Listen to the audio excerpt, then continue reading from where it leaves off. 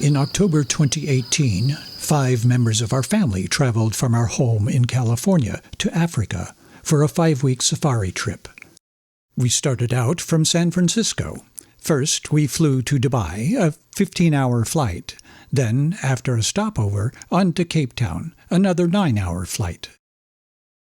We spent 4 days in South Africa before heading off into the bush. We went shark diving and whale watching, saw the Cape of Good Hope, the penguins in False Bay, Table Mountain, Robben Island, and of course we shopped at the waterfront in Cape Town. Next, we flew to Entebbe, Uganda, to start our wildlife adventure. We came to Uganda to see chimpanzees and mountain gorillas in the wild. We were met at the airport by Francis, our guide and driver for the next 8 days. Entebbe is situated on a peninsula in Lake Victoria, the second largest freshwater lake in the world. It is also just outside the capital city of Kampala, with lush vegetation and some beautiful neighborhoods.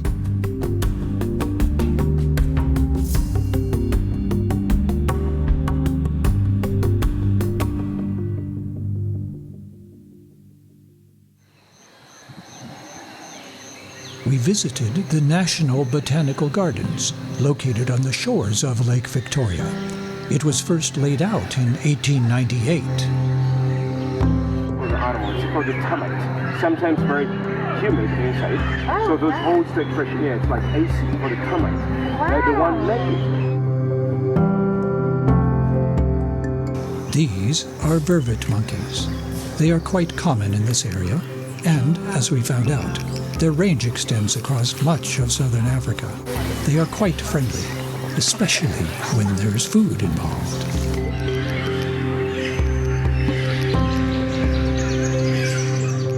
One expects to find flowers in tropical botanical gardens, and we were certainly not disappointed.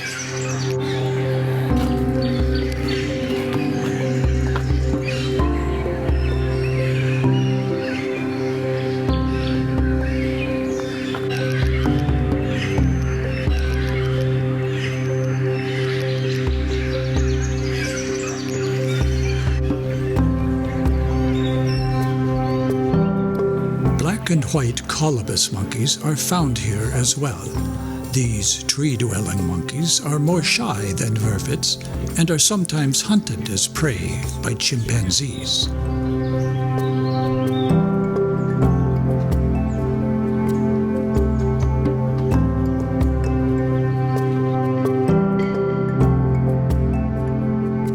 While we were in Entebbe, we stayed at the secluded Karibu Lodge. Karibu means welcome in Swahili. The peaceful grounds are a stark contrast from the bustle of the city outside the gates. It is located in a residential district near the presidential palace, which necessitated some caution when taking photographs in that area, since all photographs in the vicinity of the palace are prohibited.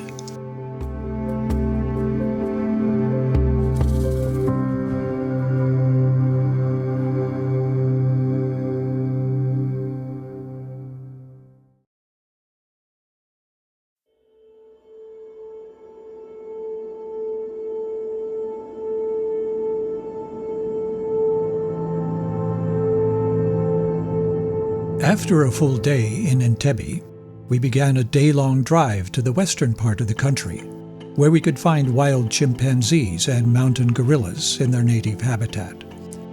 On our way out of the city, we got a close look at everyday life. People walked or commuted on motorcycle taxis. Cars were scarce. Open-air stands and shops lined the roads, each offering a modest assortment of goods or products. This suggested an economy surviving on sheer creativity and determination.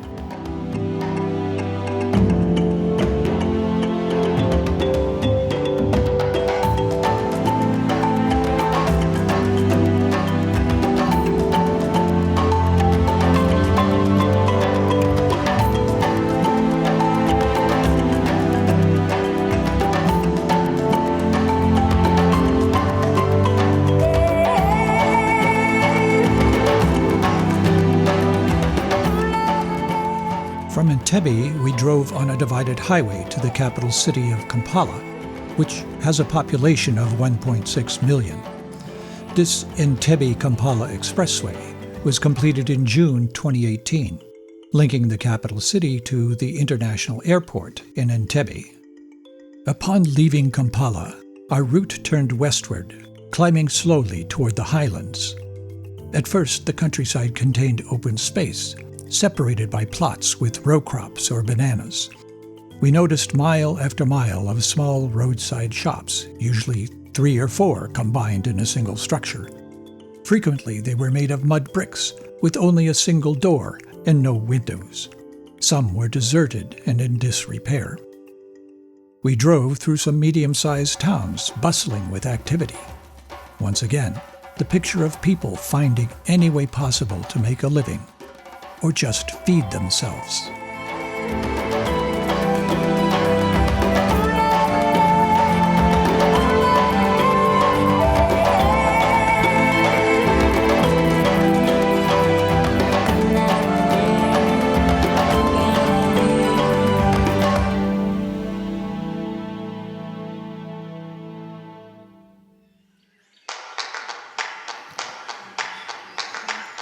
After hours on the road, including a short stop for a picnic lunch, we were driving through a wooded area when Francis, our driver, suddenly pulled over and pointed out a small group of chimpanzees in the trees.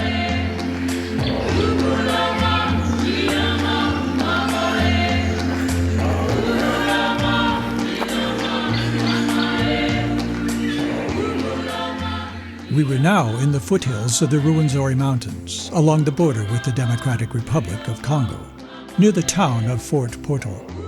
The elevation was near 6,000 feet, and the air was cool. Tea plantations stretched for miles. Other crops grown locally include bananas, millet, potatoes, and corn. Farmers carry their crops to market on foot, or using bicycles or motorcycles. The work is hard, and life expectancy here is about 55 for men and 60 for women.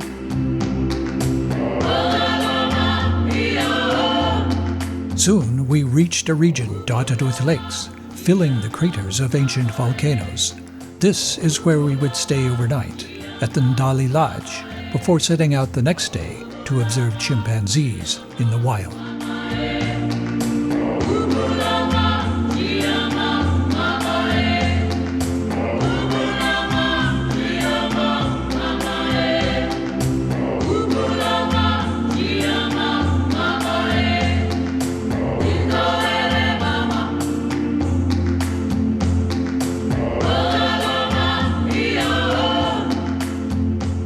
The beauty of Ndali Lodge was breathtaking.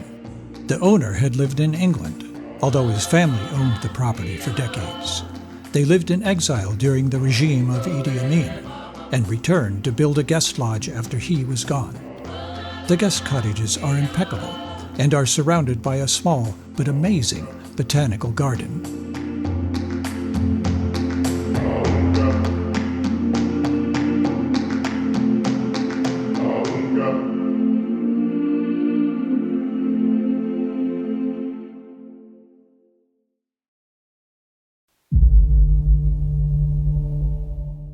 We drove to nearby Kibale National Park early the next morning to observe wild chimpanzees. There were many family groups in the vicinity. Some were habituated to human tourists. The chimpanzees we would see were not habituated. The wildlife managers are trying to increase the number of family groups habituated to humans to reduce the amount of pressure experienced by any one group. These tracks are from forest elephants, by far the most dangerous creature in the vicinity. The thick vegetation hides them, along with the chimpanzees we are seeking.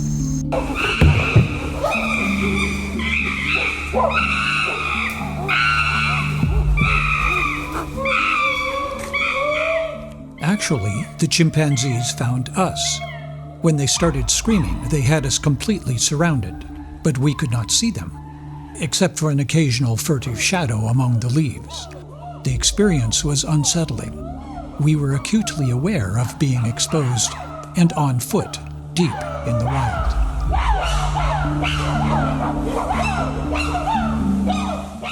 Eventually, we were able to see them, high up in the treetops.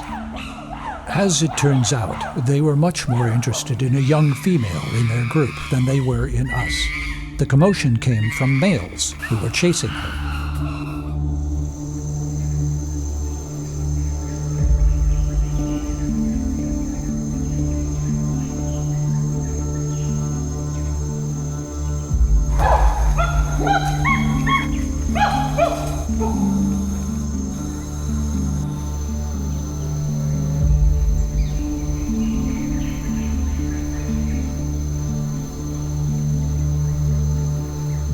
The chase went on, and the family group soon headed off, deeper into the forest. Trackers assigned to our group were able to follow them and radio back their position so we could catch up. Catching up was not particularly easy.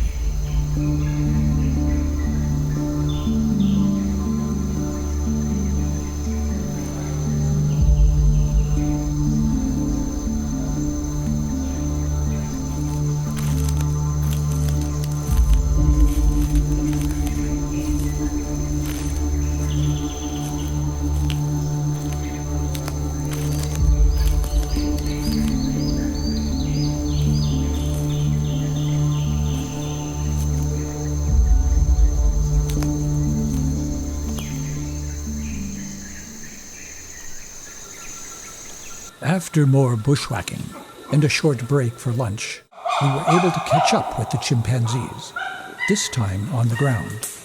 They did not seem particularly bothered by our presence, perhaps giving us permission to just watch for a while.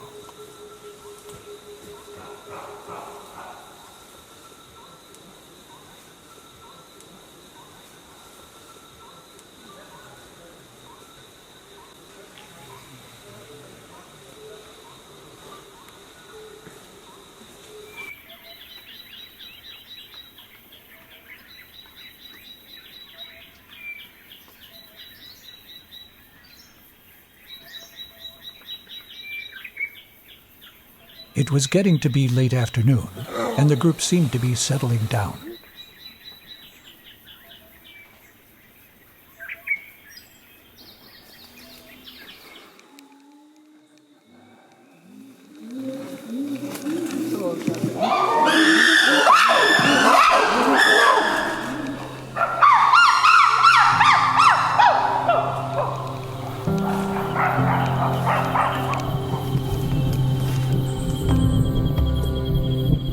The sound of thunder was steadily coming closer.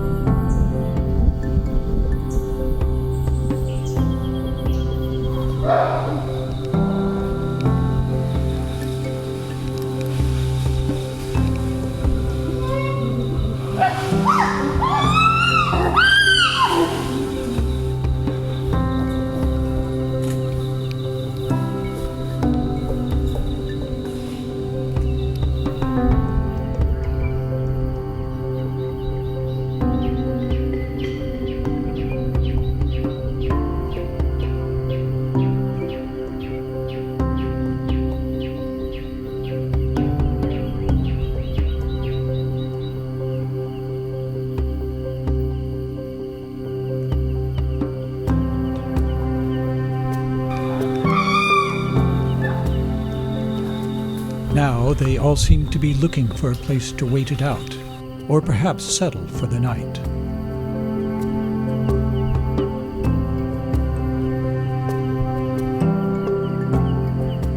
Chimpanzees make a nest out of small branches and leaves high up in the canopy. They use a nest only once and make another one each day when they stop in a new location.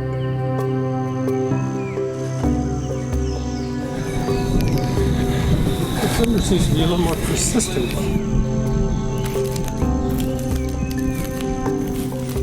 It was getting to be late afternoon, and rain was on the way. We started heading back to the park ranger station. It had been a long and tiring day. This was our first glimpse at apes in their own wild setting. The park guides and trackers were gracious and friendly, truly wonderful people.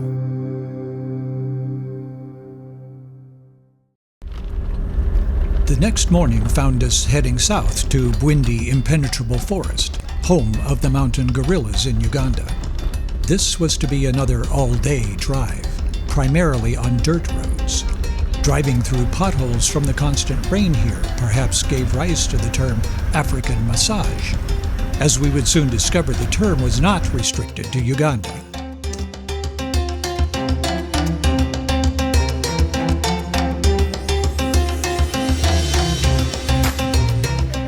Bananas are harvested from small plots and carried by motorcycle or bicycle to collection points where trucks take them to market in nearby towns. Subsistence farming is the backbone of the local economy.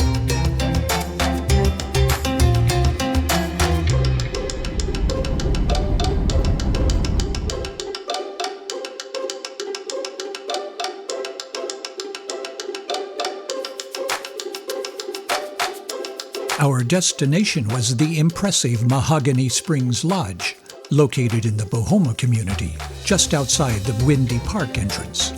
We stayed in spacious guest cottages with balconies overlooking the lush mountain valley. The warmth, personal attention, and professionalism of the staff was outstanding. So were the meals.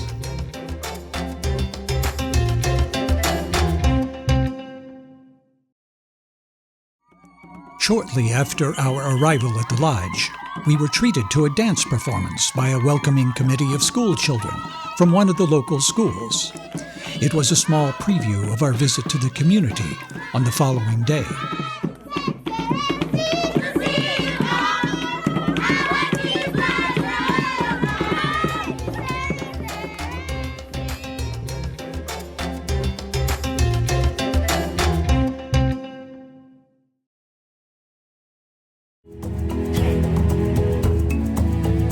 The day after we arrived, we went on a walking tour through the Bohoma community. It is a rural community surrounded by small subsistence farms growing bananas or coffee. With our guide and an armed guard, we started out on a small footpath that crossed over a stream that was the town's main water supply.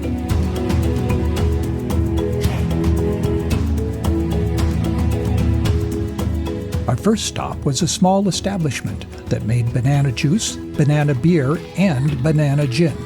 The process begins by filling a hollowed-out log with bananas and then stomping on them for hours until they are reduced to a pulp. Nearby was a traditional healer. Our guide provided some background and then translated for us. So he goes into his 2 herbal gardens, brings the herbs, put them in a mortar, then pound them in the pestle. Jaza kunoga tumeshaje twakereka bisize zimeze mibazi ndabikwata mugihe mashakuru ngitimo rushari ndete nkaya y'amezi agatekire aje agashike mutiye akanako kubika mu amezi gatekire. He's saying we drink boiled water, we don't buy water for drinking. We first grab the water skim water, then boil it. After boiling, we have some very clean jerrycans where we keep. So for him, medicine to use in mixing herbs, he keeps it in that calabash, then mixes with pounded medicine. Then after mixing, he filtrates using the vines. The healer told us his father had worked for Barack Obama's grandfather in Kenya.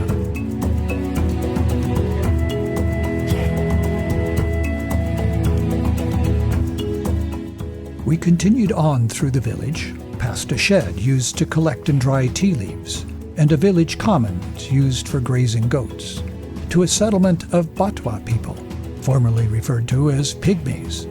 They were resettled from parklands because they hunted gorillas and were suffering from poverty and starvation.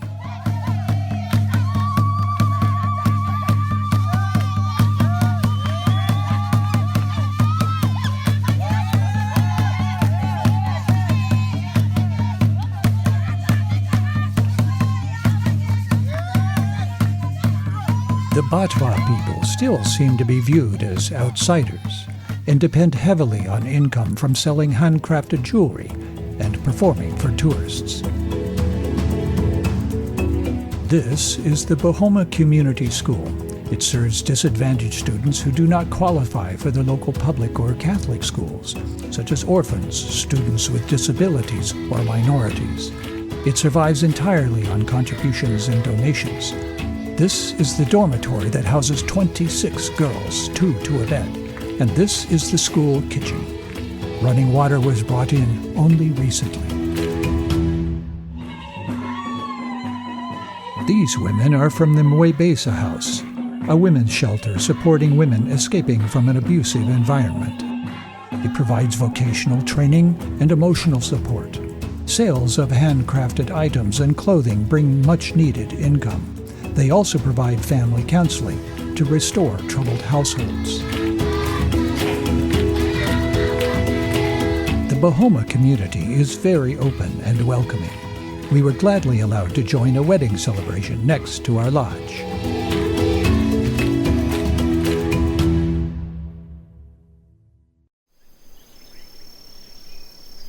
The next day, we all gathered at park headquarters. From there, we rode higher into the mountains to a trailhead at nearly 9,000 feet. We were each assigned personal porters and walked into the forest with our guides and armed guards. There, after a long trek, we encountered the Habanyanja family group. There are 7 mountain gorilla family groups inside the park that are habituated to humans, 3 of them near Bohoma. We were surprised at how close we could get, as if we had walked into their living room. Even after a brief mock charge by the silverback, which perhaps was more of a formality, they were clearly unperturbed by our presence. Instead, they paid attention to each other. They played and groomed and munched leaves. It was deeply moving to see just how gentle, playful, and even loving they were towards one another. We were allowed to be with the gorillas for only 1 hour to prevent stressing them. We all wore drab-colored clothing to avoid any possible provocation. We were not allowed to touch them, but a young female playfully poked a member of our group as she scuttled by.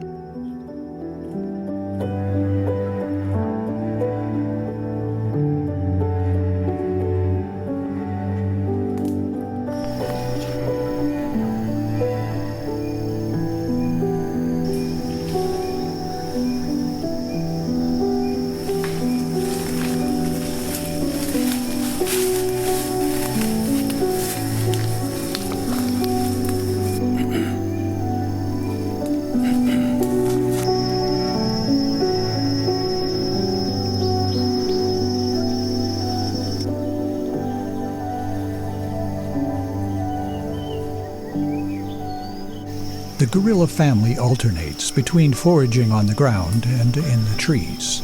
It looks precarious, and it is. The guides reported gorillas are frequently seriously injured, sometimes fatally, by falling from trees. Here, a youngster sticks close to the old silverback, perhaps his father, because his mother was killed in just such an accident.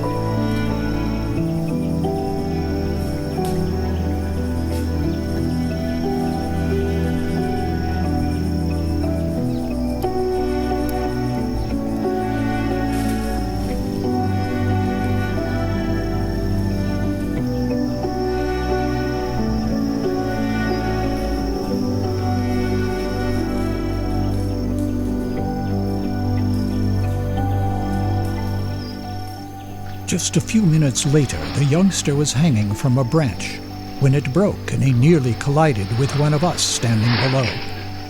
After pausing for a bit to recover from the mishap, he scurries off to find safety. No one was hurt, but it illustrates the risks from a seemingly peaceful existence. Our hour was almost up. The gorillas started moving off. It almost seemed as if they knew our visit was over too. We hiked back to the trailhead, looking forward to the next day.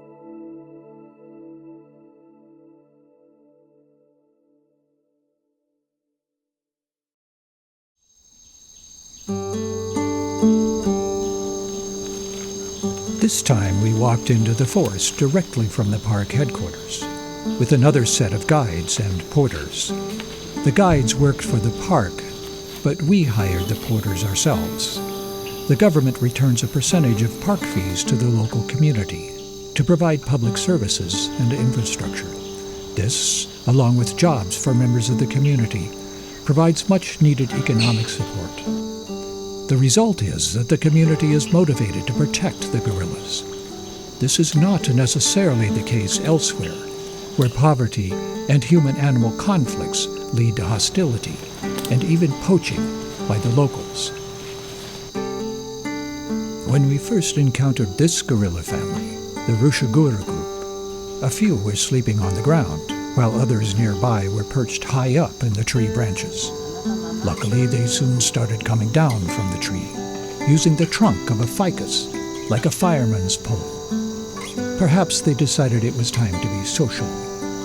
With this youngster hanging on to its mother during the descent, it again illustrates the constant risk of injury or death in everyday life.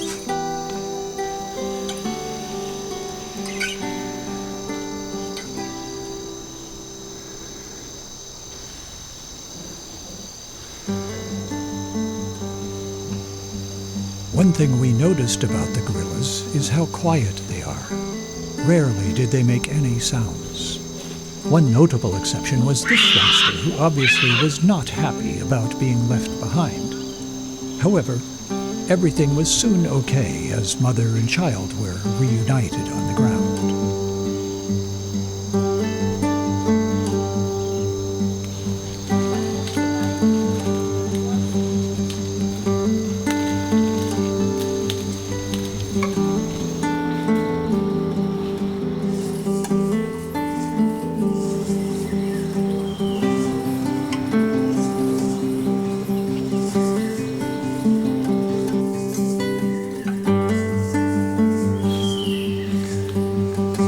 Some aspects of family life are universal. Here, the silverback displays seemingly endless patience as the youngsters roughhouse all around him.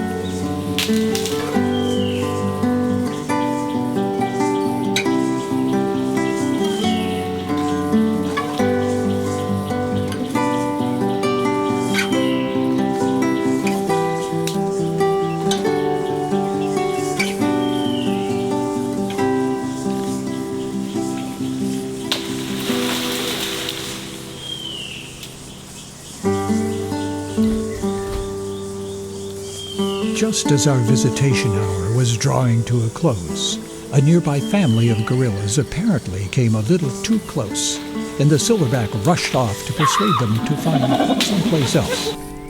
Thus ended our second day with these gentle giants. We said goodbye to our friendly and gracious hosts and headed back to the lodge.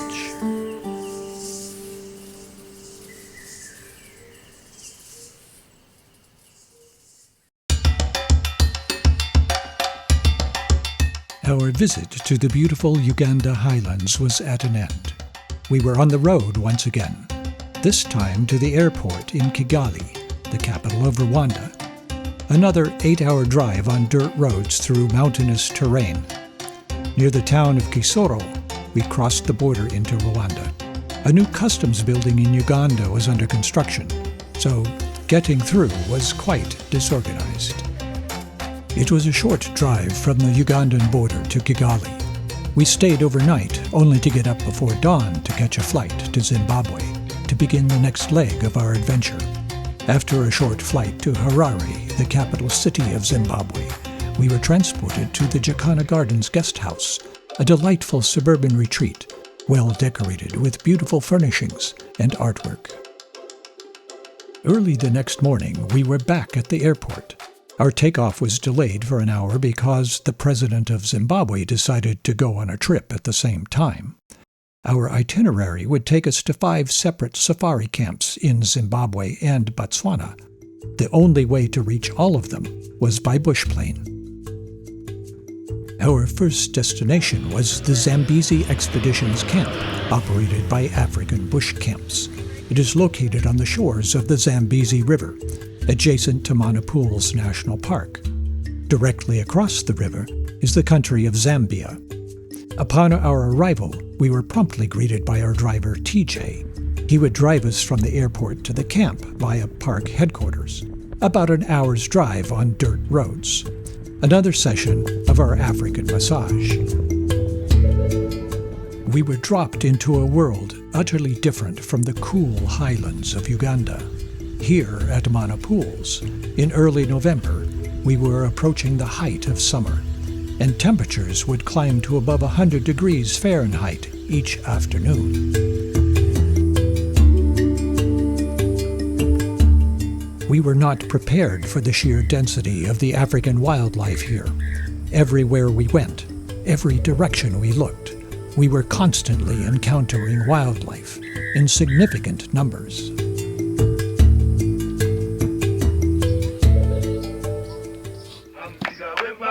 We were also not prepared for our greeting at the camp, with a welcoming chorus and washcloths to wipe off the dust from the ride. The main tent had a formal dining area with a buffet, along with a comfortable lounge, surrounded by magnificent wildlife. Outside, camp chairs were lined up overlooking the Zambezi River, a few yards away. Our individual tents were close by, also lined up on the riverbank.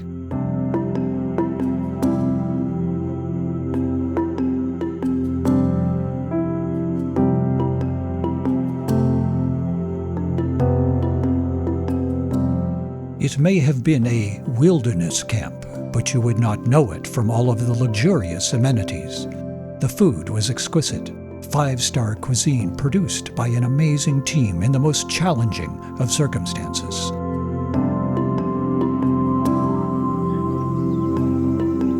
After dark, we were not allowed to walk outside without an armed guard. Our assigned guide and driver was Peter Gava, a wildlife biologist, and also a candidate for president of the country. All manner of creatures wandered through the camp at night, including a young male hippopotamus that liked to sleep between tents 1 and 2, our tents in other words. In the end, we never saw him.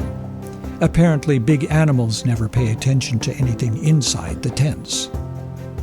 On our first day, we watched from our camp as a family of elephants waded through a river channel less than 100 yards away. Some of the babies were completely submerged. They survived only by being pressed against their mother's side by the current. They were crossing to reach an island with an abundance of lush grass. The river is a critical water source in this hot, dry land. Animals of all sorts are drawn to it for survival. This crowding eventually leads to food shortages near the water. So there is a constant movement back and forth between the water and the feeding areas that were not yet stripped or depleted.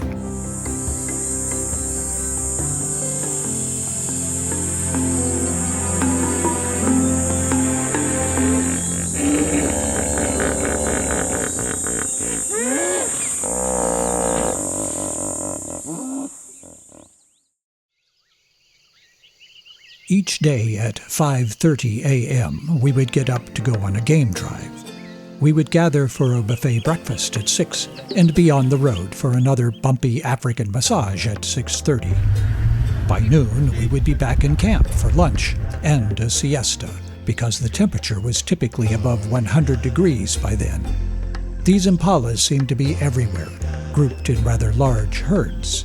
Much of the time, different species of grazing animals would feed together. This area also had numerous elephants. They seemed to be quite relaxed in our presence. As we would find out, this was not the situation everywhere. Elephants are one of the big 5 game animals. Others are the lion, the leopard, the rhinoceros, and the Cape buffalo.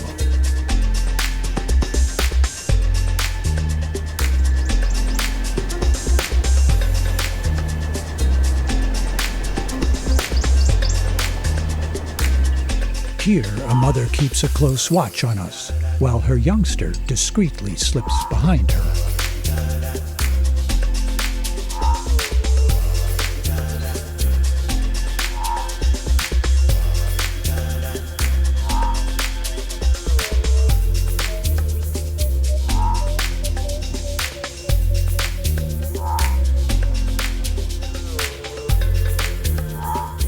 This is Boswell, one of the more senior bull elephants in the vicinity. Somehow he figured out how to stand on his hind legs to pull down branches that were beyond the reach of other elephants. Unsurprisingly, he was constantly pestered by nearby females and juveniles looking for a handout. Many times he just gave up and walked off, leaving the downed branches for the others. He has large tusks and wears a tracking collar because of the constant danger from poachers.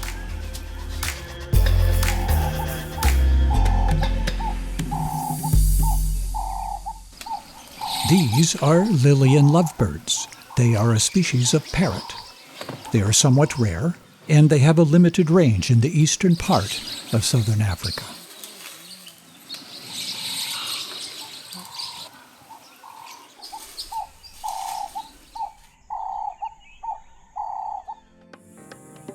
These are helmeted guinea fowl. They are native to Africa and distantly related to quail. Our guides assured us the best method to cook a guinea fowl is to place it in boiling water along with a large rock. Cook them together for several hours. Then throw out the guinea fowl and keep the rock. In addition to the big 5 game animals, there are also the ugly 5. These include the warthog, the vulture, the wildebeest, the hyena, and the marabou stork. Yeah, they've got, beautiful wings, but the head itself, and look at that. They look like they're from their shoulder or collarbone up. They look like a naked mole rat or something. Yeah. So we also nicknamed them the Undertaker because they actually scavenge, and also they look like, they're wearing a black coat. Oh, right, yeah. Undertaker. They look like. Egyptian geese are another common sight here. They are usually found around water bodies. This is a ground hornbill. They are fairly common throughout this region. These birds are quite large, about the size of a turkey.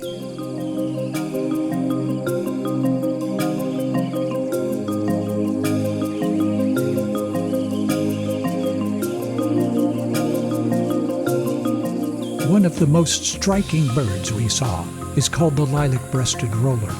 They are found in open savanna throughout southern and eastern Africa and eat insects and small prey. They like to perch on the top of trees and other high vantage points. This is a southern white-faced owl, and this is a martial eagle that had just captured a banded mongoose. Over by the water's edge, we found some warthogs, kneeling to graze on the grass shoots, apparently not particularly disturbed by our presence.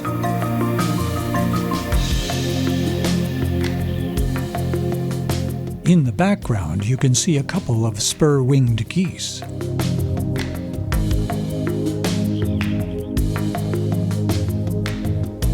Alongside the geese are yellow-billed storks and glossy ibis, looking for tasty morsels in the mud. Below us on the riverbank is a Cape buffalo, one of the big 5. They are fairly common throughout this area.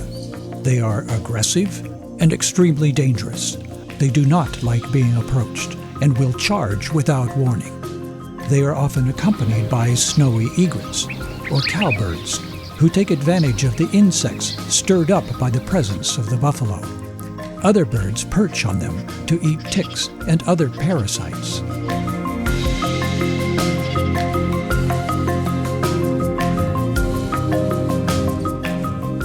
hippopotami are found in almost every waterway and pond in this region. They are considered to be among the most dangerous creatures. During the day, they remain submerged in water. After dark, they come out to graze on plant life, sometimes hundreds of yards from the water.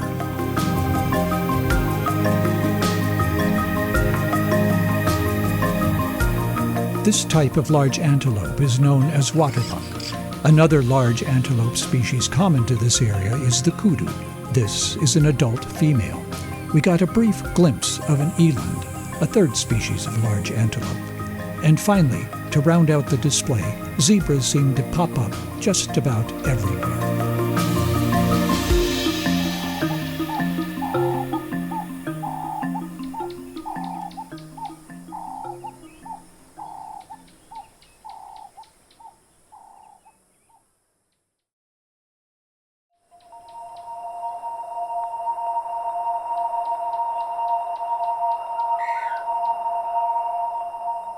This is the home of a pack of rare African wild dogs.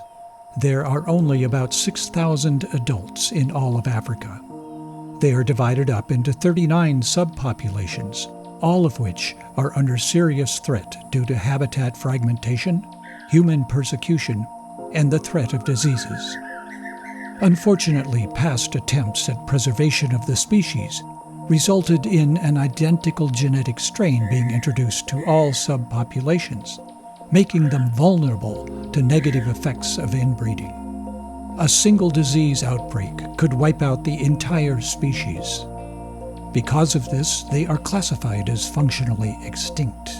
And barring some breakthrough in genetics, the outlook for their survival beyond the next 50 to 100 years is dire. This pack has been resting during daylight hours, getting prepared for the evening hunt. As twilight descends, they start becoming more active. They are caring for a number of juveniles and are constantly alert for danger. Hyenas are considered a threat. We watched as the pack reacted aggressively toward a wandering pair of hyenas, their mortal enemy. As if by signal, the cubs all crouched down together under the watchful eye of an adult female, while the remaining adults took out after the hyenas to drive them off.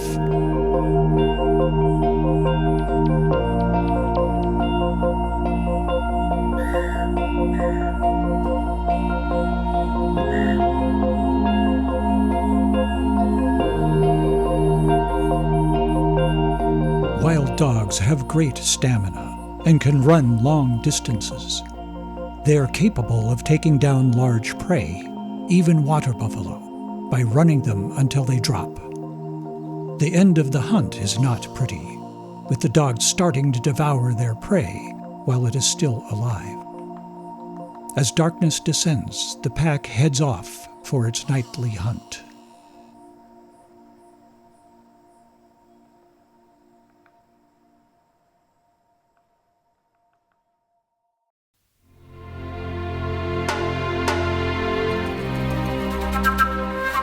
One of the activities available at the Zambezi Expeditions Camp is a guided canoe ride down the Zambezi River.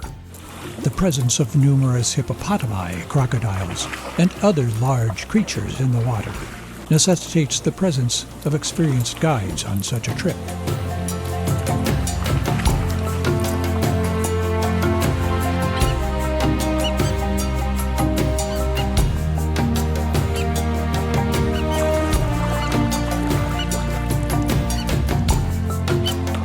Gliding quietly in our canoes, we were able to come in close to elephants, feeding on low islands and wetlands in the middle of the river.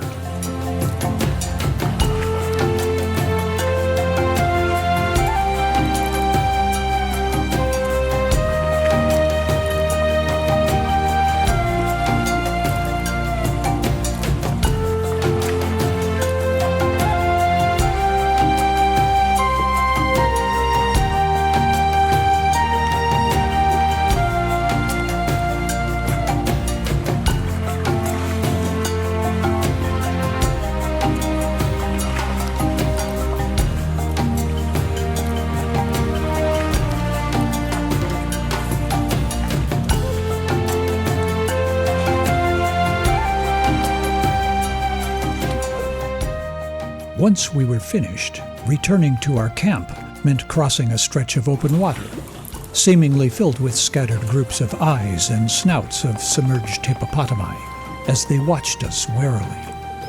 Our guides instructed us to raft up the canoes to appear larger, as they clunked the sides of the canoes with oars to minimize the possibility of surprising any that might be unaware of our presence.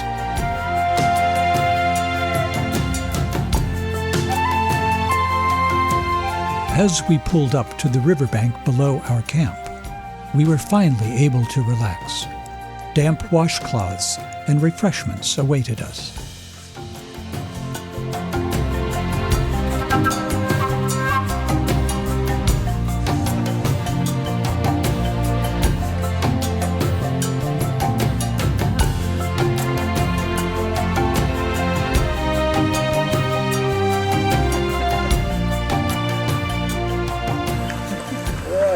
Well done, folks. Well done, everybody. It looks like someone wasn't working here.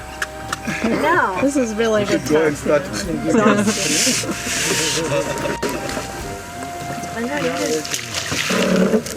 Right, the holiday is over.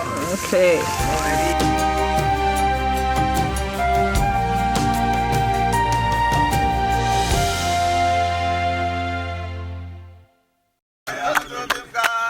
After 4 days, it was time to say goodbye to the shores of the Zambezi River.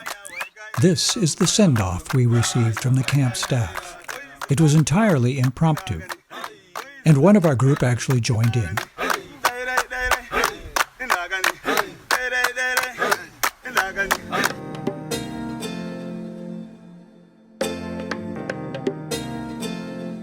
On our way back to the Monopools airstrip, we had a final brief game drive. Our bush plane was right on time, and we loaded up our gear.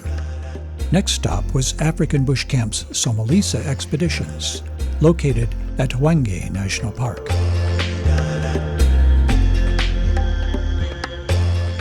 After a brief flight, we arrived at the Hwange National Park airstrip. Our driver and guide, Martin, was waiting for us on our arrival. He would drive us to the Somalisa Expeditions camp, operated by African Bush Camps, the same company that runs Zambezi Expeditions Camp. The experience here is quite different from the Zambezi River. It is drier, flatter, and with more open terrain. Hwange National Park is also home to more than 40,000 elephants. Between 2016 and 2018, 12 water holes were equipped with solar-powered water pumps, providing wildlife with a year-round source of water. This is the Somalisa Expeditions Camp. It is a relatively small camp designed for up to 12 guests, like the others we stayed at. Some of the safari camps are significantly larger and, consequently, more crowded. Once again, accommodations were first class.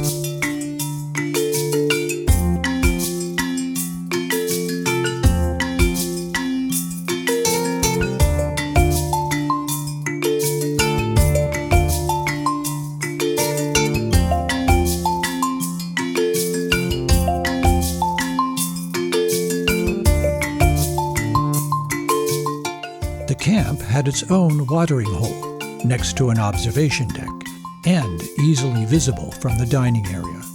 It was frequented mainly by elephants, although antelope and zebras would congregate there as well. Wow, it's really pretty. Was that a male, I presume? Nice, it's a male. It was great marking on its It's a male, but face. both males and females, they do have. Okay. This is a roan antelope, one of the largest of the antelope species, with a horse-like build. And these are our assigned tents. A few of Hwange's 40,000 elephants apparently decided to check out the new visitors. This is the view from the front porch of our tent. And yes, they actually were this close. They were extremely quiet. Sometimes we were completely unaware that they were standing outside our tent.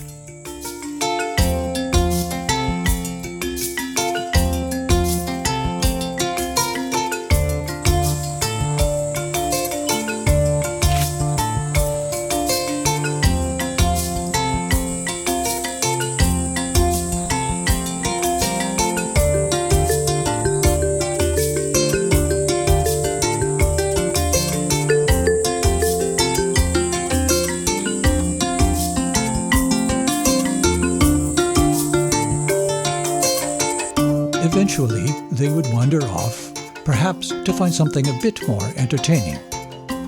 Once again, all of the camp staff were welcoming and gracious. We looked forward to another amazing experience.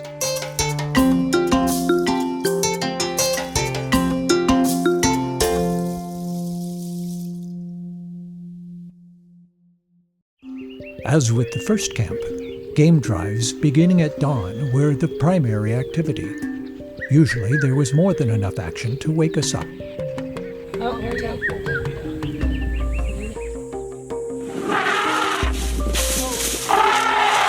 Here, an adolescent male decides to show everyone how tough he is.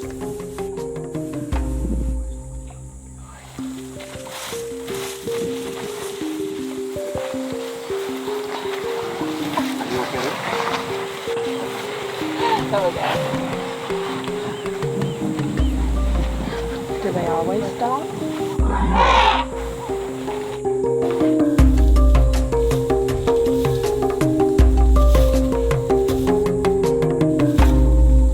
Just shaking to remove sand.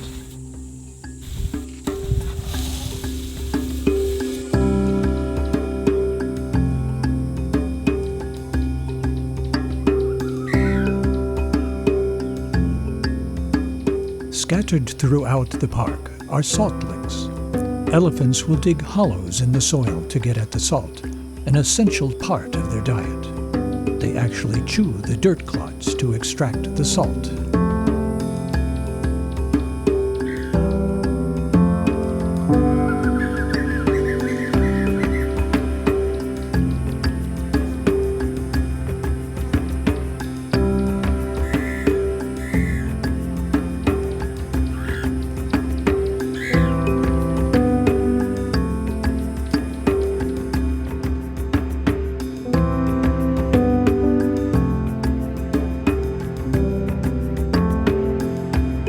Here, a baby that is no more than a week old is carefully guarded by its nursing mother and other female family members. Watch how the baby is directly underfoot, yet manages to stay safe among a forest of moving legs.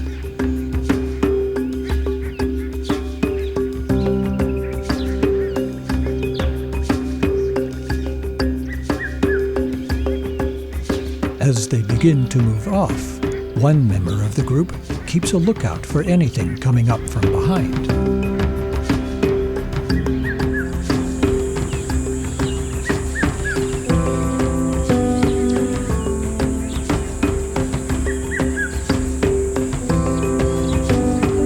The water holes draw a constant stream of elephants, arriving and leaving in succession.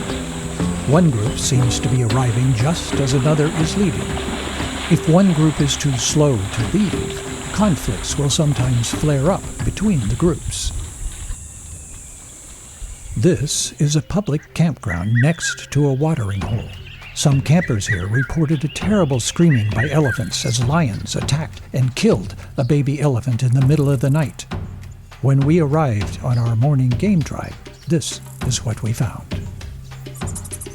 This group of lions includes the surviving members of the pride that once belonged to Cecil the lion, who was shot by an American dentist after luring Cecil outside of the park boundary. A short time after that, two younger males took charge of the pride, consisting of Cecil's former mate and 4 daughters. Cecil's 2 male offspring fled the area and started their own pride a few miles away. Here, the males are jealously guarding the kill, not allowing the females to eat, even though the males are now so full they can barely move.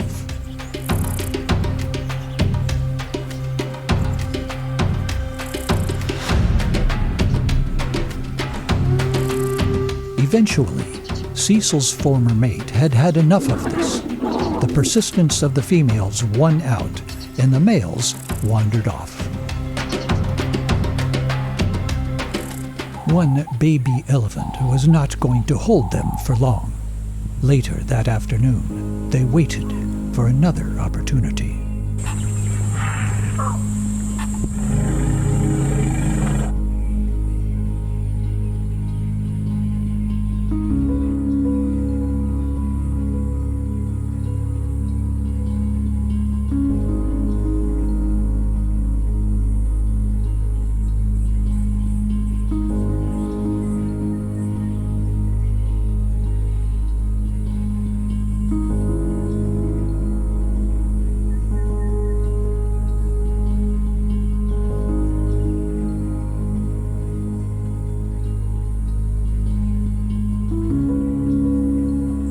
This time, the mother and baby managed to make it to safety. But there would be more opportunities.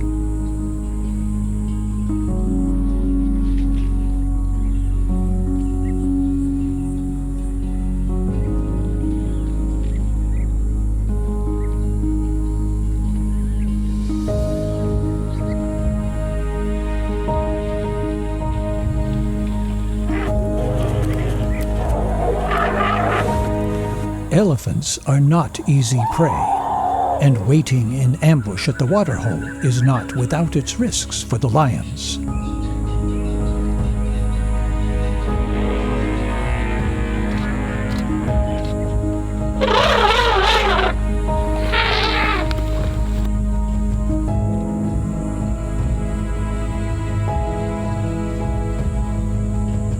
But the day is not over, and after that is the cover of darkness.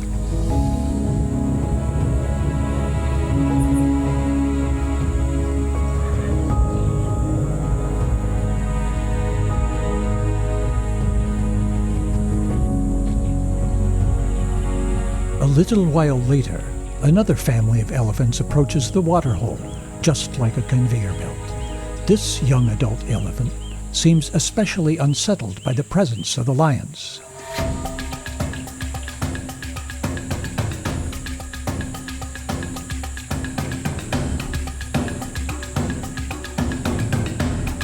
Soon, the reason becomes apparent. The lions start to close in on a baby who is obviously already in great difficulty. At first, the adults seem not to notice.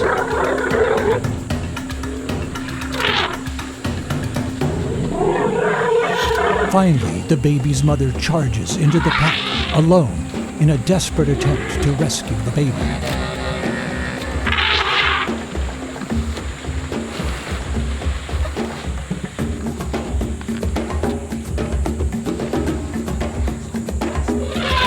She succeeds, and eventually the entire herd forms an angry wall to shield the baby.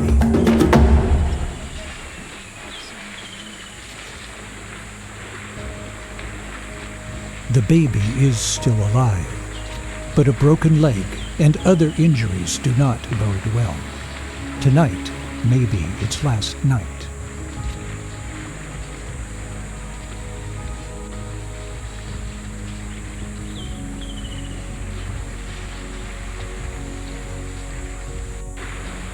Life goes on.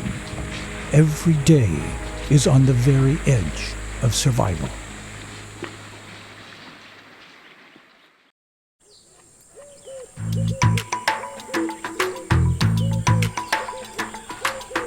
At Somalisa, just like at the Zambezi River, we would get up at dawn every morning for our game drive.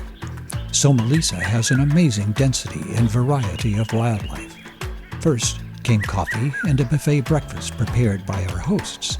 Then our guide Martin would load us up into the Toyota Land Cruiser and take us out over dirt roads into the bush for yet another African massage.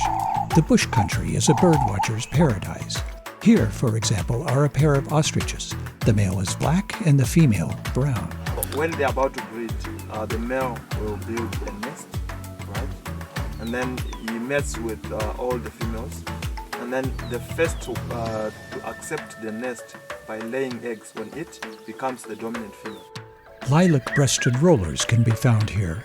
This one found some yummy termites outside the beginnings of a new termite mound.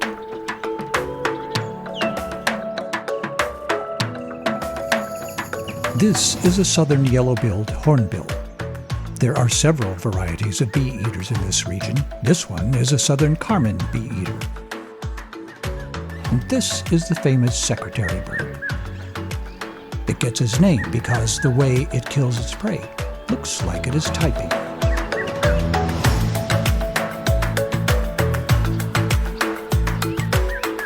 Other birds we saw here were a pied avocet, a crowned lapwing, a white-throated robin chat, a pin-tailed whydah, and, of course, more ground hornbills. Here is a family of Burchell's sand grouse, and finally, a pair of cattle egrets.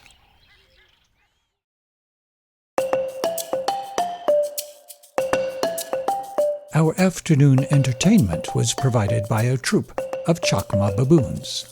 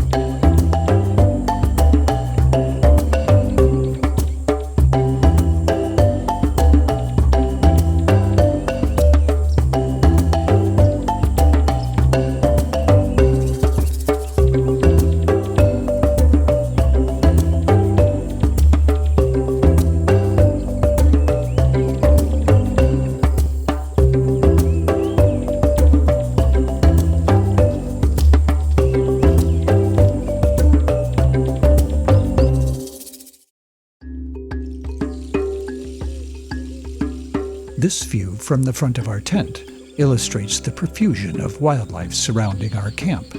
Visible are giraffes, sable antelope, and zebras. Giraffes were a frequent sight on our daily game drives.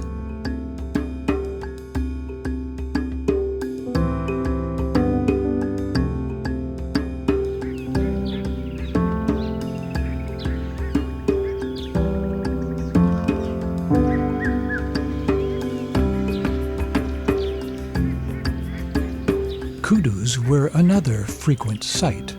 Greater kudus are distinguished by their spiral horns. Male kudus can be found in bachelor groups and associate with females only during mating season.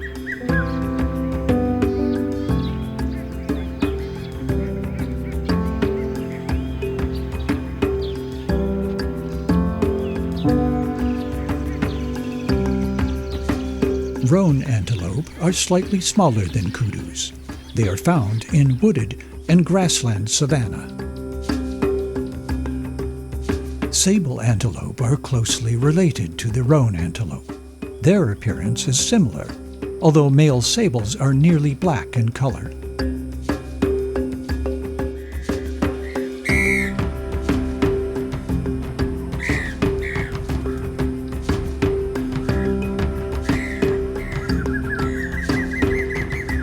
The smallest antelope is the steenbok, standing only 24 inches at the shoulder. They browse on low-level vegetation, including roots and tubers. Finally, at the end of the game drive is the traditional sundowner, a cocktail and social hour in the open savanna, before heading back to camp for dinner, and our last night in Somolisa expeditions.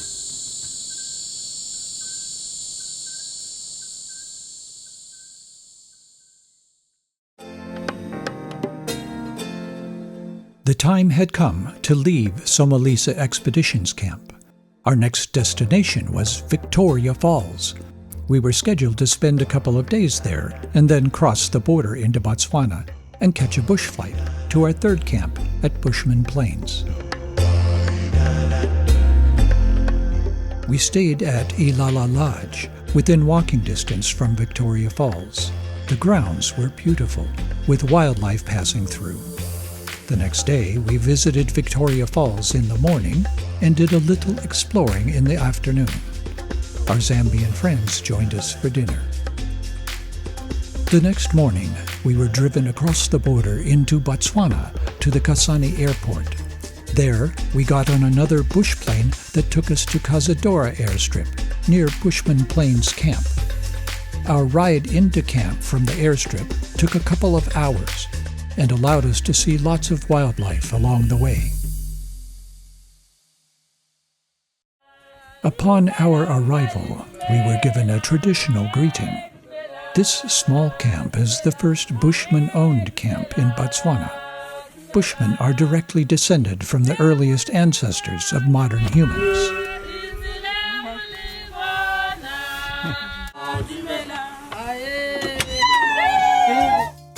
They took our bags to our tents and we settled in. There were only 4 guest tents, so we occupied most of the camp. It was rustic and fully self-contained. The meals were outstanding. The tents were comfortably furnished, and many of the decorations were handmade. Above all, we immediately felt like family.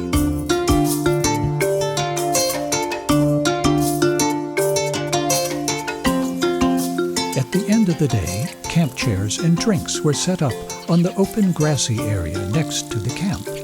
In the wet season, this becomes a shallow waterway. It was the end of a long day and the beginning of our next adventure.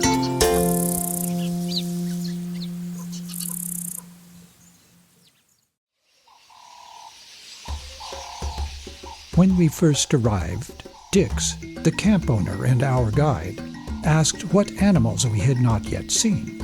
We replied cheetahs and leopards. He promised we would see them shortly, and we did.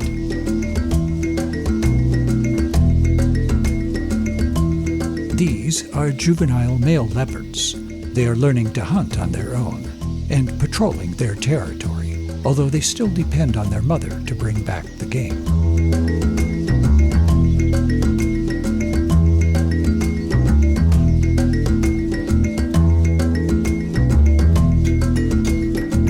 When the mother leopard makes a kill, she stashes it in a tree for her youngsters, so they can stop in for a snack when they are ready for a break. Here she has placed a warthog in the crook of a tree to keep it safe.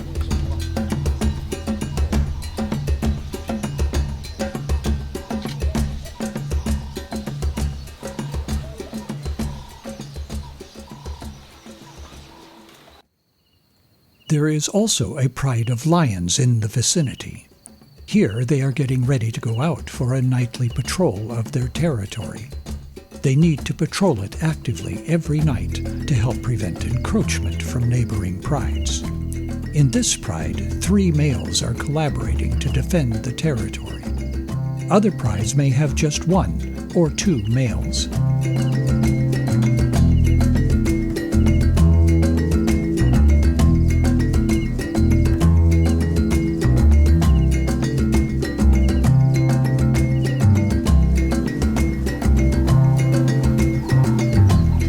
Daylight hours are usually spent relaxing or sleeping.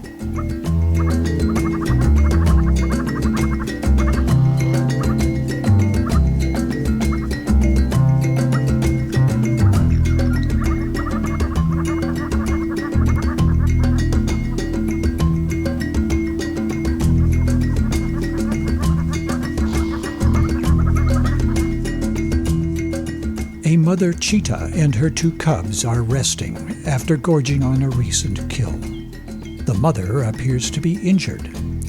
We later learned that she recovered and is raising another pair of cubs. One of our group was the first to spot the family hiding in tall grass as we were driving into camp from the airstrip.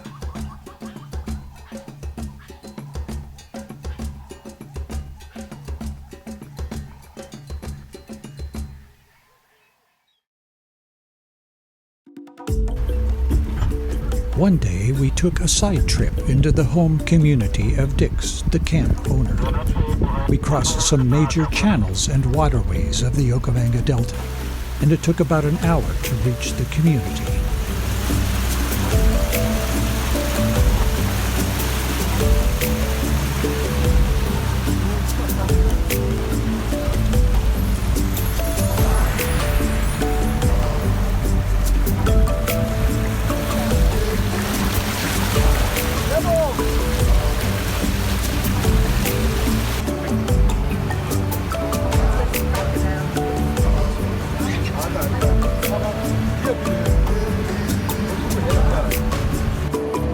Many village residents were relocated from neighboring regions by the government after it created wildlife preserves and banned all hunting. Perhaps it helped the economy, but it did cause significant displacement of the Bushmen. For millennia, their whole culture had been built around a hunter-gatherer lifestyle. The village center consisted of a square where people gathered. some government buildings, and a few shops. We also visited the local elementary school where Dick's daughter attended. We were allowed to enter the classrooms. The students were delighted to see us. Perhaps we were a welcome distraction to their studies. We were treated to an impromptu performance.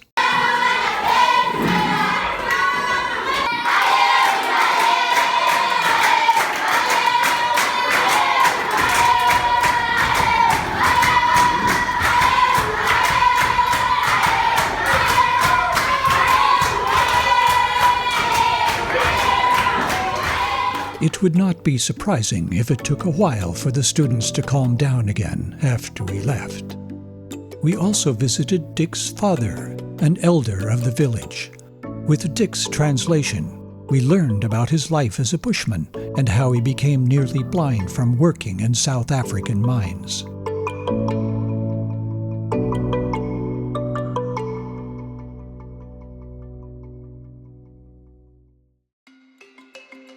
Aside from the big cats, we saw plenty of other animals on our daily game drives.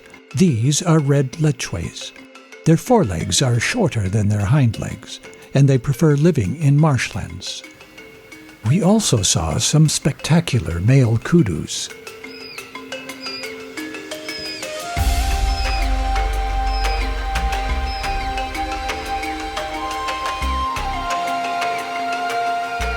Bushman Plains also had its own beautiful sable antelopes.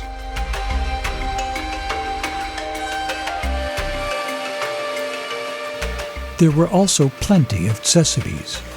Beautiful may not be the word, but they were quite unique. It was their springtime, so calves were everywhere.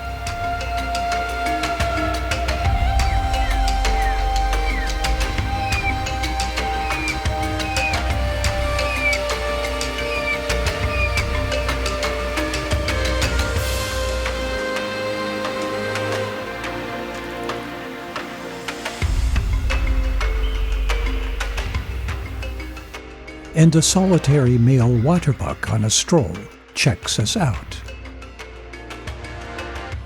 The ever-present impala was also unavoidable.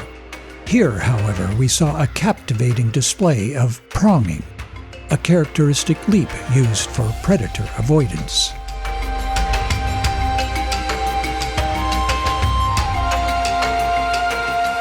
We also seemed to encounter herds of zebras at just about every curve of the road.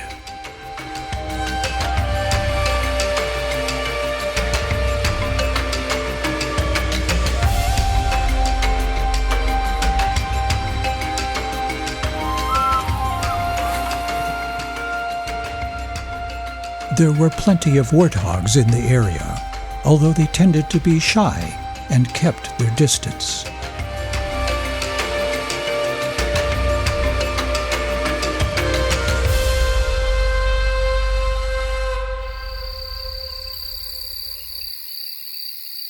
A pack of hyenas had a den not far from the camp.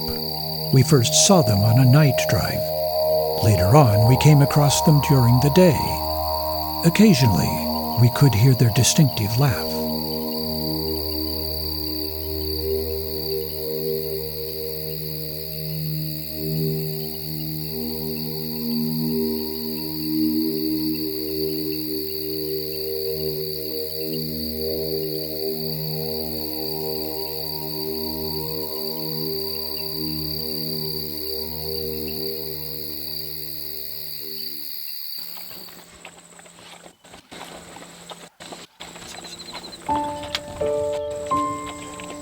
Bushman Plains also had a pack of African wild dogs.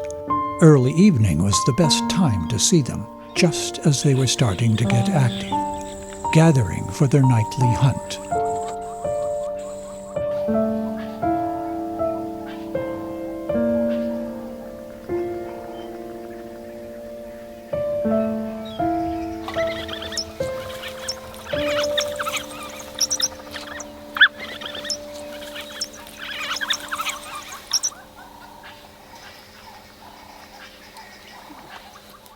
One day we encountered the alpha male and his mate, greeting one another after having been separated. What happened next was not expected.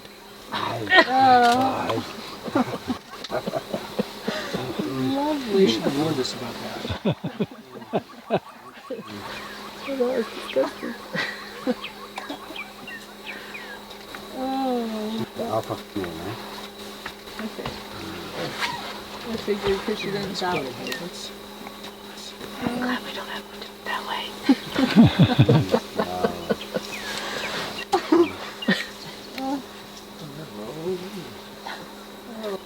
Rolling in the hay. That's the best love I've ever seen. The best one. The best love.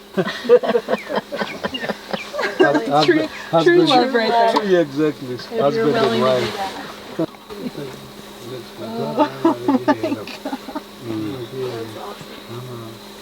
They look like they're enjoying it. They are. One evening, after a game drive, we were treated to a surprise, a traditional Bushman meal, followed by an evening of entertainment. First was a traditional ballad singer playing a thumb piano.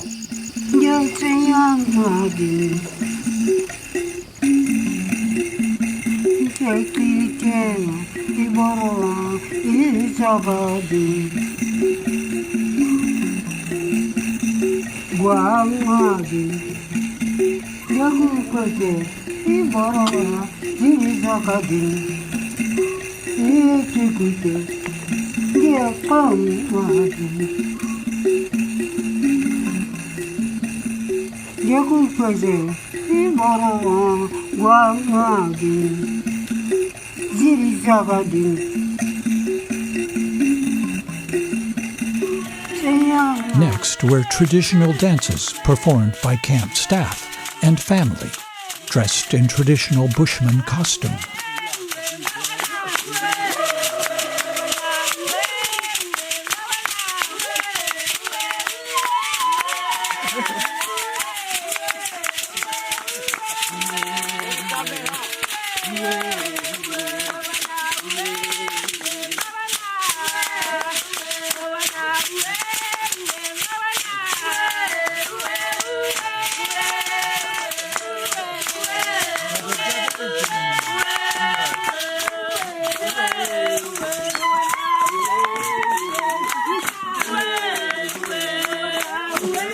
Soon, everyone was joining in.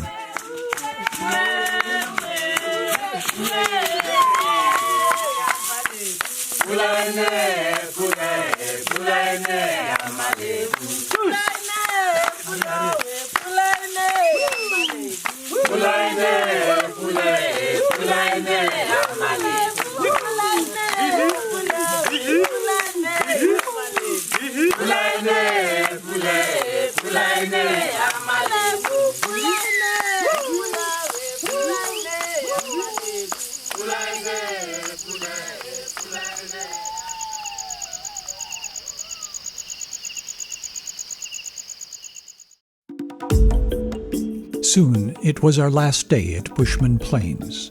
Our bags were carried from the tents to the land cruiser as we enjoyed an outdoor breakfast.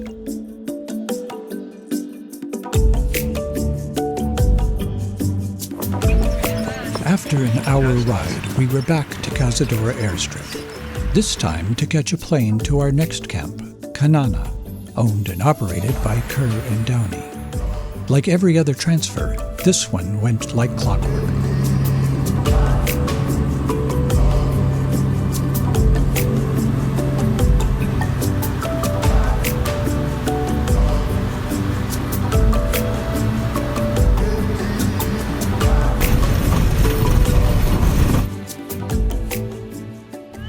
When we arrived at Kanana Camp, we were again met by camp staff with the traditional greeting.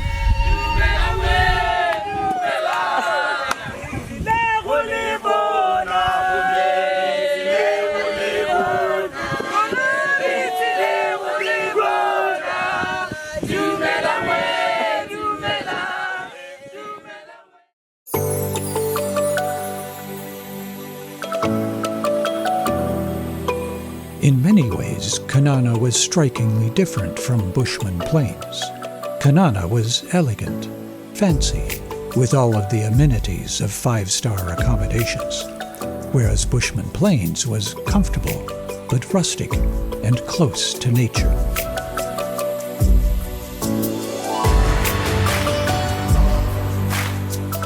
One thing that was alike was the friendliness and hospitality of the staff.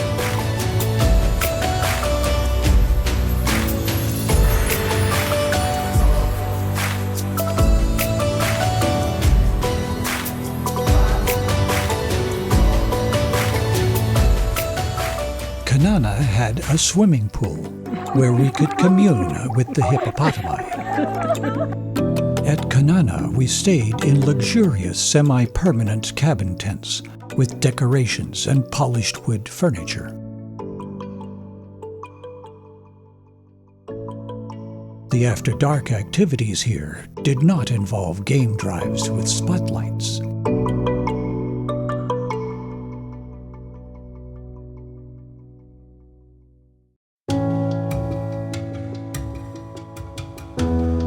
The primary attraction at Kanana is an immense heronry, a safe breeding ground for birds located deep in the Okavango Delta. It is reachable only by Makoro canoe.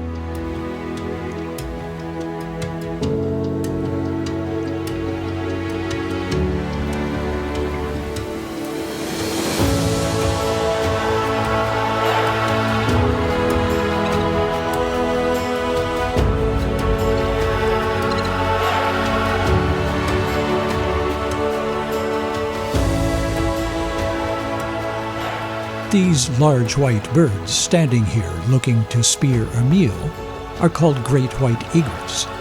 Actually, they are members of the heron family.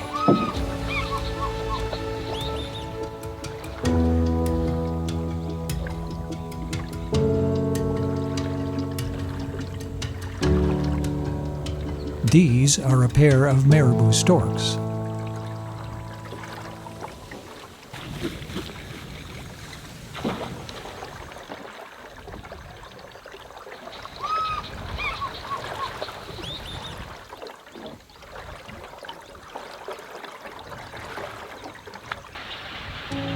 Up ahead is the heronry with thousands of large nesting birds.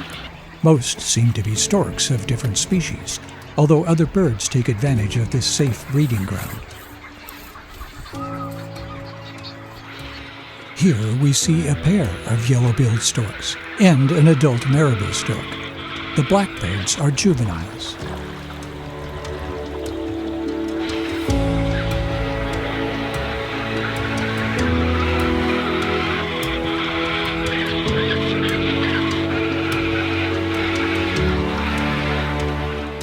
The heronry went on with row after row of trees surrounded by water, and each row with 1,000 birds or more. We also saw yellow-billed storks and African open-billed storks.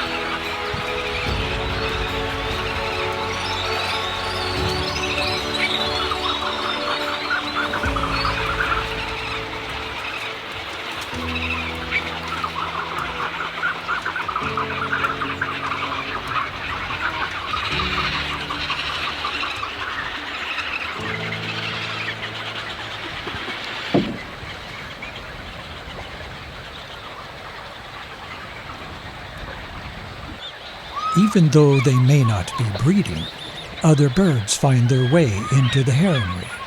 Here, a kingfisher watches as storks dominate a feeding area. And an African fish eagle keeps watch from the top of a tree. This is a sitatunga, or a marsh buck. They live only in marshy habitats. The hooves are elongated and widely splayed to allow them to get around in marshy conditions.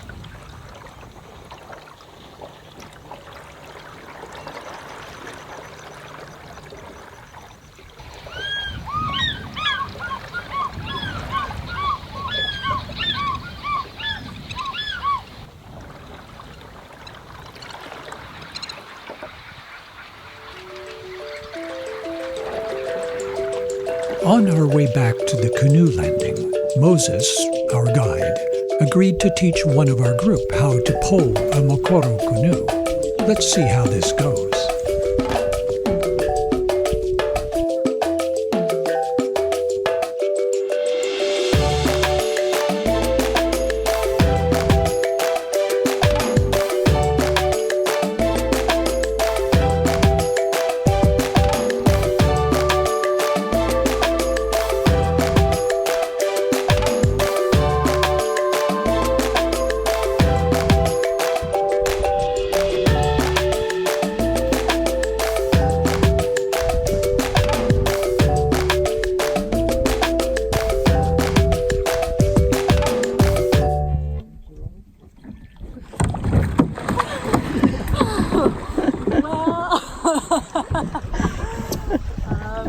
It's not too deep, it's fine. I know, but one shoe.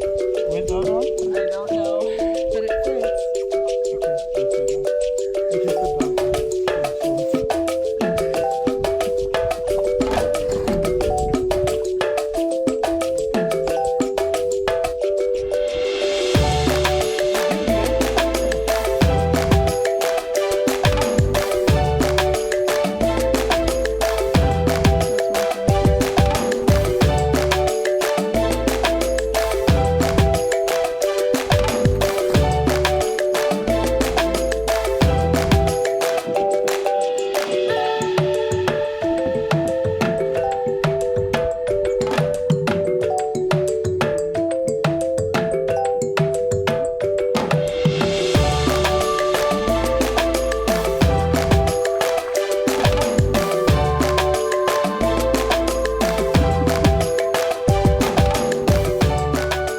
With everything apparently under control, we headed back to the boat landing.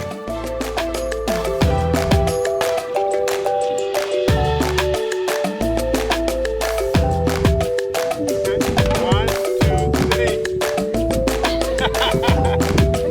Action! Done! On our afternoon game drive, we saw a nightjar and its baby. Oh, look at the baby. We almost didn't see it hidden in the grass. Other birds at Kanana included an African green pigeon, some malachite kingfishers, a red-billed francolin, a Swainson's francolin, a Cape starling, a great egret, a hammerkopf, and a little egret, white-headed vultures and a Cape griffin, a southern carmine bee-eater, yellow-billed storks, a striped kingfisher, a long-tailed cormorant, and a lappet-faced vulture. Kanana seemed to be a favorite stopover for vultures. What do you want to do? I don't know. What do you want to do? A family of banded mongoose seek shelter in the tall grass. Kanana has its own population of tsetsebes, with hungry babies attached.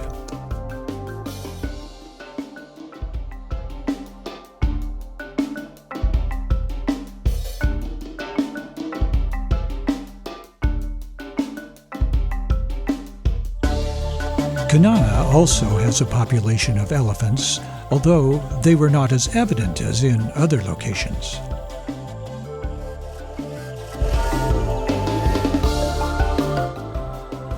Finally, There is a resident pride of lions in the area. Evidently, we managed to come across them while they were on break.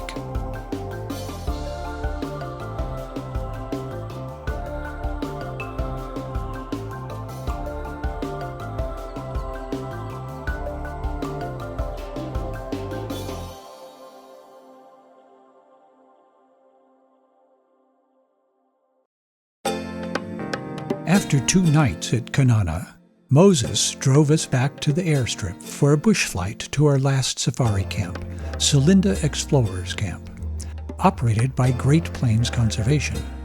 It is located in a remote area northeast of the Okavango Delta on the Selinda Spillway. The Selinda airstrip even had a little waiting room in a tent cabin.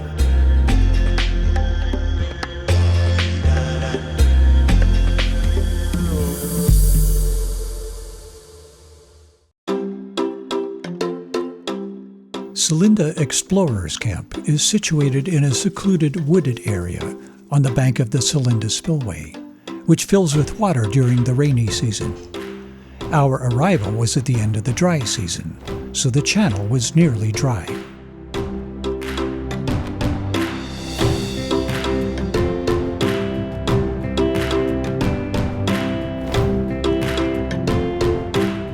The camp furnishings are designed to emulate the expedition style of early explorers, complete with campaign furniture and large vintage wardrobe trunks.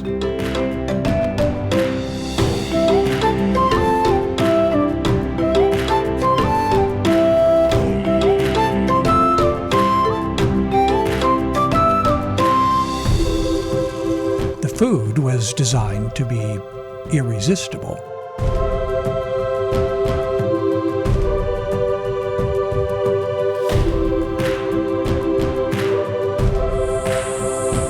We had plenty of camp visitors at Selinda, although they were of a smaller variety.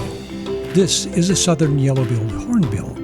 Their presence could be heard at every safari camp that we stayed in. Not wanting to be left out, a starling and a southern red-billed hornbill also made themselves at home. Directly in the center of the camp is a giant termite mound. At first glance, it seemed lifeless. Actually, it was very much alive. In the morning, we noticed fresh mud had been added to the top and sides. So this is a very good indication of the rain season is about to come. Eh? Yeah. Hey, we're going to get out of here. Yeah. Oh, so cool. Nice. See how moisturized it is? Oh, yeah. These termites do not eat wood, so they are not a problem for the camp structures.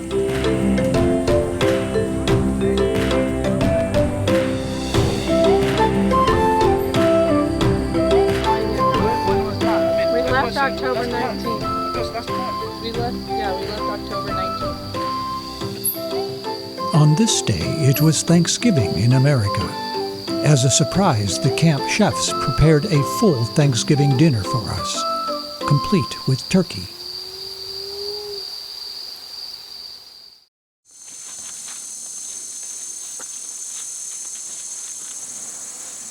The game animals in Selinda were much like the other safari camps. The elephants, however, seemed a bit more wary of human presence. This bull came over to check us out as the others froze in place. We were not quite sure what he was about to do.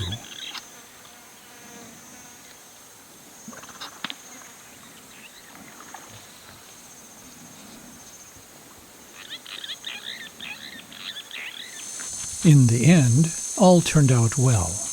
Later, we found other groups to be a bit more relaxed.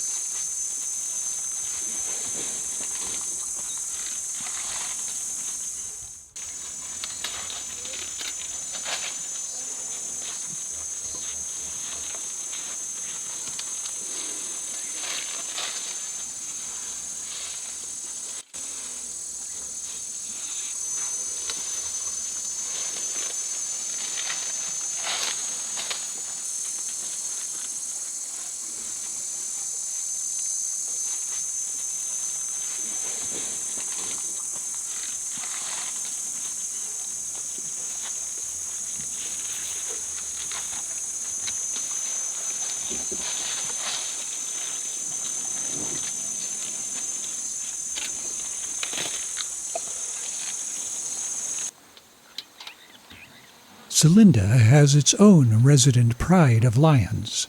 On the first day, we came across the remains of a Cape buffalo.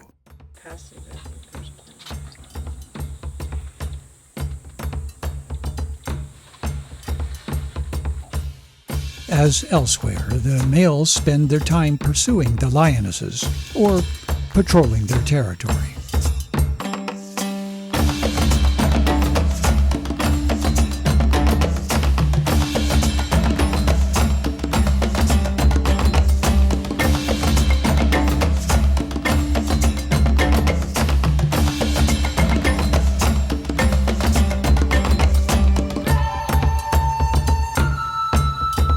In addition to patrolling, male lions will frequently proclaim their territory by roaring every few hours.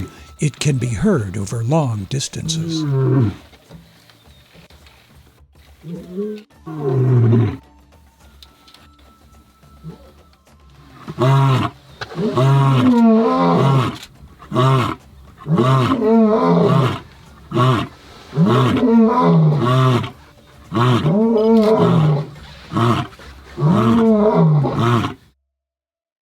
Each day we stopped for tea, prepared by our guide, Oates. It was an opportunity to learn more about wildlife conservation measures being undertaken in the region. We came across some Cape buffalo. They reminded us of mafia muscle. They're nicknamed Dhaka boys. Dhaka means mud in the local dialect. Here, the hyenas seem to prefer daylight activities.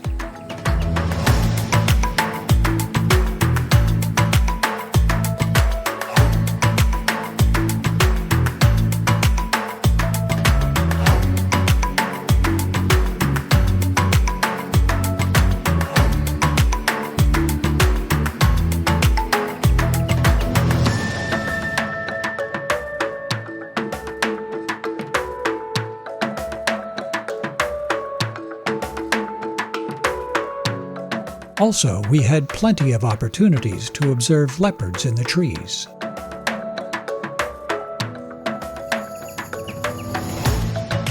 A red lippy and the waterbuck. Inbreeding, not inbreeding, hybrid. Yeah, that's a waterbuck. So somehow somebody was cheating.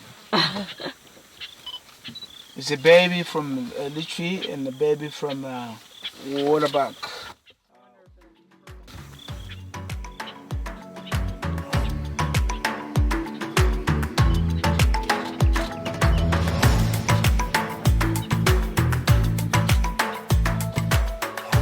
Always alone. He's being rejected. On our way to see the construction site for a new camp nearby, we encountered a group of hippos lounging in one of the narrow waterways in the area. The hippos seem to have adapted.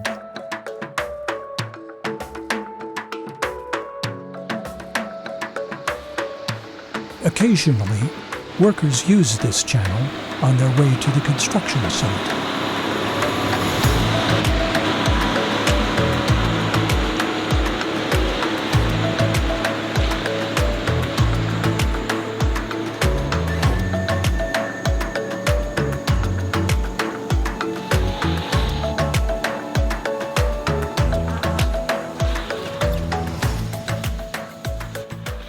Everyone okay? Here, a monitor lizard makes its way to the water's edge.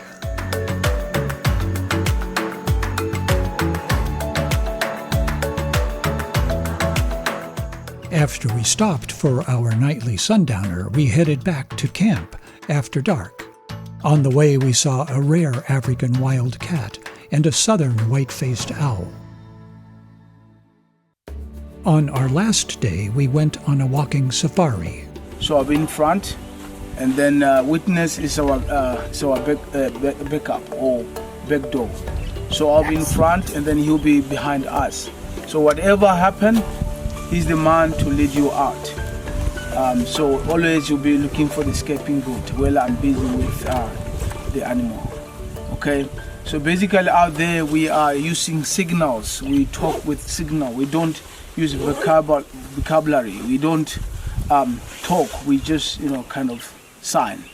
So when you see me going like this, that means down, go down. This means look or see, there's something there. This means buffalo. This means lion or cat or the cat. And then this means back up, going back. This means listen. So that's how we're gonna communicate.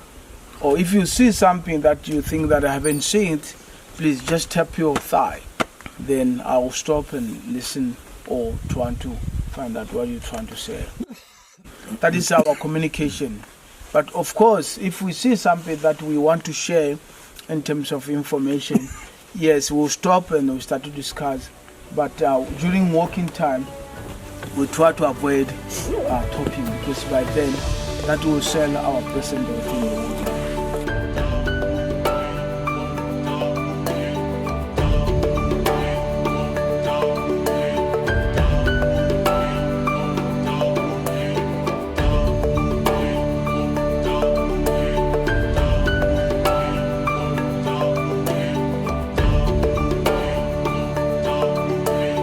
As we came out of some undergrowth, our guide stopped us from entering the clearing. The running animals indicated something was up. Soon, these elephants emerged. If we had been caught in the open, it would have been a dangerous situation. We kept going and finished our hike without incident.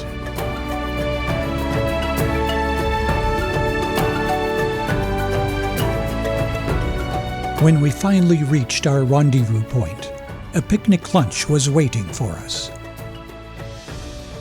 This completed our stay at Selinda Explorers Camp. The next day we said goodbye to the wonderful people who looked after us and became our new friends. Shortly we were at the Selinda airstrip, headed to the city of Maun in northern Botswana. This was the end of our African adventure. In the beginning we had no idea what to expect, but we were welcomed with open arms and warm hearts. We also got an understanding of how we could contribute to the economy, to the livelihood of many people, and to the preservation of irreplaceable wildlife.